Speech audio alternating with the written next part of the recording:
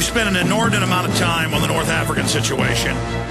This sets an incredible precedent where the UN calls the shots as the puppet of the globalist. Now there's protests in other countries. Will they invade them?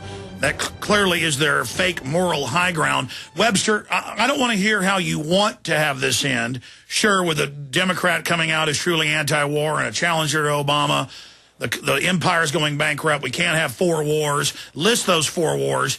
But instead, how do you see this ending? Where do you see this going? Well, the wars, of course, are the Iraq War, which continues. The U.S. is incapable of imposing the puppet Alawi that they want, and the pro-Iranian Maliki remains in power. That's a very serious index to the weakness of the U.S., which you could see all last year. Second one, of course, is Afghanistan, where Karzai said last week, NATO must get out of my country, get out. And then, of course, they walked it back. And now we have these atrocities, the photos that you're referring to.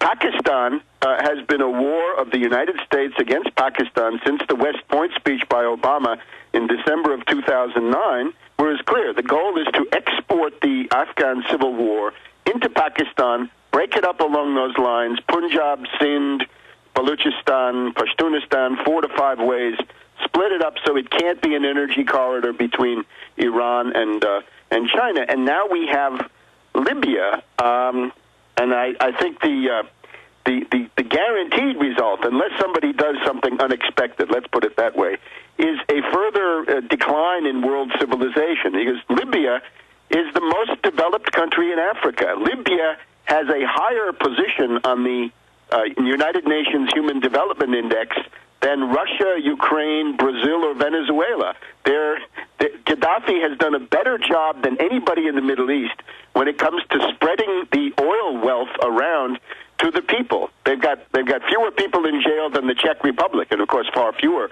than the U.S. per population. So this is now in the process of being destroyed. The imperialist plan is to have the country permanently split and to have maybe 2 or 3 different tribal coalitions contending. It would go back to what it was under the Italian occupation under Marshal Graziani back in the 1920s and 30s. It's essentially a bunch of Mussolini nomads. went in there too.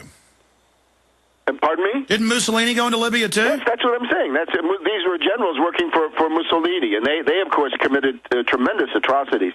So it's essentially the decline of civilization itself, unless somebody does something unexpected. It's the bankers. For those that don't know what a hostile takeover and a breakup is, they come into real companies or countries that have wealth, and they just break it all up and sell it for pennies on the dollar, basically give it to themselves. They're doing this to the whole world right now.